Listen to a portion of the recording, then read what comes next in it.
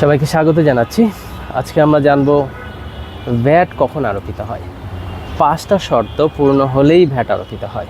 প্রথম শর্ত, যদি কোনো পণ্য বা সেবা বা স্থাবর সম্পত্তি সরবরাহ করা হয় তাহলেই ভ্যাট আরোপিত হয়। পণ্য সেবা চেনার উপায় কি? একটা এসআরও আছে 186 নম্বর /2019/মূসক। এই এসআরও বা প্রজ্ঞাপনে যেসব সেবার সংজ্ঞা দেওয়া হয়েছে বা অন্তর্ভুক্ত করা হয়েছে এগুলো বাদ দিয়ে যা যা দেখা যায় সব পণ্য। তবে যেসব পণ্য মুভ করে না, যেমন বিল্ডিং, ল্যান্ড বা ইমুভেবল প্রপার্টি, এগুলো হচ্ছে স্থাবর সম্পত্তি। দ্বিতীয় শর্ত হচ্ছে এই পণ্য, সেবা বা স্থাবর সম্পত্তিটা অর্থনৈতিক কার্যক্রমের মধ্যে হতে হবে।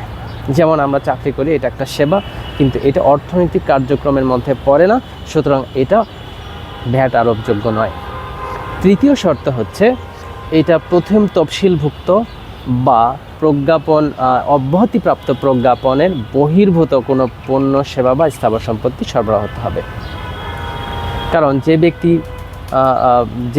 যেসব পণ্য বা সেবা বা স্থাবর সম্পত্তি এই দুটো জায়গায় আছে সেগুলো ভ্যাট অব্যাহতিপ্রাপ্ত। 4 নম্বর শর্ত হচ্ছে এই পণ্য, সেবা বা স্থাবর সম্পত্তি নিবন্ধনকৃত বা নিবন্ধনযোগ্য ব্যক্তি কর্তৃক সরবরাহ হতে হবে। যে ব্যক্তির টার্নওভার 50 লক্ষ টাকার মধ্যে, অথবা যে ব্যক্তি টার্নওভার নির্বিশেষে নিবন্ধনযোগ্য বা নিবন্ধনকৃত নয়, সেই ব্যক্তি যদি কোনো পণ্য বা সেবা সরবরাহ করে তাহলে সেই পণ্য বা সেবা বা স্থাবর সম্পত্তির উপরে ভ্যাট আরোপিত হবে না। 5 নাম্বার, যে এই পণ্য, সেবা বা স্থাবর সম্পত্তি দেশের মধ্যেই সরবরাহ হতে হবে।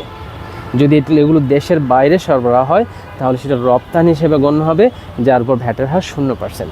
সবাইকে ধন্যবাদ।